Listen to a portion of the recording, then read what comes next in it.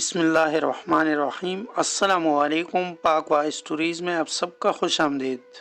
کس نمبر 26 1973 عیسوی میں میر خیر بخش مری نے بلوچ سرداروں کو باہم ملا کر بغاوت کی۔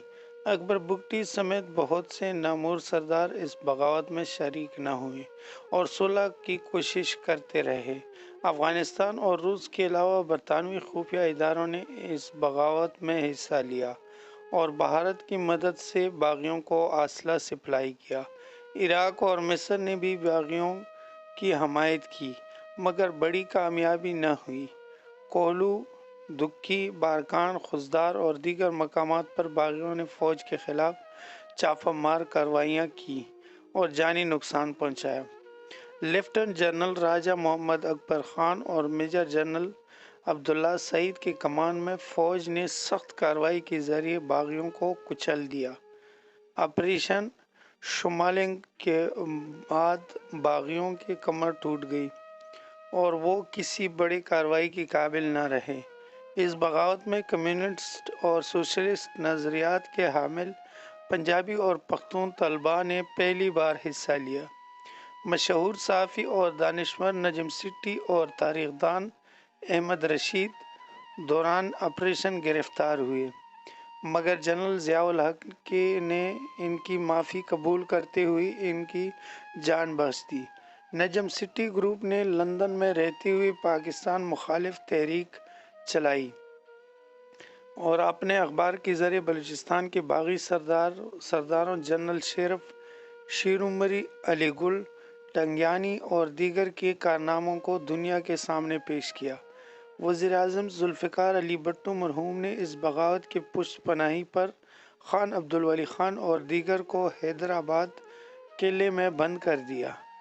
حیدرآباد میں ان لوگوں کا ٹرائل جاری تھا کہ بھٹو کی حکومت کا خاتمہ ہو گیا اور جنرل ضیاء الحق نے حیدرآباد ٹریبیونل کے خاتمے اور قیدیوں کی رہائی کا اعلان کر دیا۔ 2004 عیسوی میں نواب اکبر بگٹی اور خیر بخش مری کے پوتے ہربیار مری نے بغاوت کی۔ مری بگٹی کے علاقوں میں فراری کیمپ قائم کیے اور روس، امریکہ، بھارت، اسرائیل اور افغانستان سے اسلحہ و ایمونیشن کے علاوہ تربیت یافتہ افراد کی مدد بھی حاصل کی۔ کلات کے پرنس سلیمان نے بھی ان کی حمایت کی اور لندن جا کر پروپیگنڈا مہم شروع کر دی۔ بلوچ لبریشن آرمی کا قیام عمل میں آیا جسے تحریک طالبان پاکستان TTP اور دیگر دہشت گرد تنظیموں کی حمایت حاصل ہے۔ دوران آپریشن اکبر بگٹی اپنی پناہ گاہ میں دب کر ہلاک ہو گئے اور ان کا پوتا افغانستان بھاگ گیا۔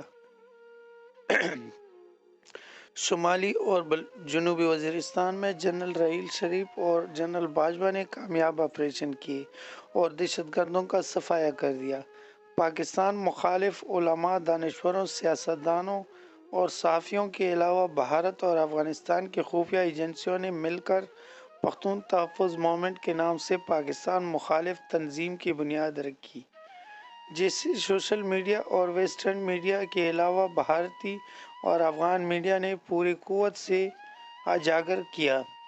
پاکستان آرمی اور اس کے اداروں نے انتہائی صبر و تحمل کا مظاہرہ کرتے ہوئے دانشورانہ سوچ کے ذریعے اندرونی اور بیرونی میڈیا کی یلغار کا مقابلہ کرتے ہوئے دشمن کی پروپیگنڈا مہم کا 90% اثر نہ صرف زائل کر دیا بلکہ ان کا بھیانک چہرہ عوام کے سامنے عیاں کرنے میں بھی کامیابی حاصل کر لی۔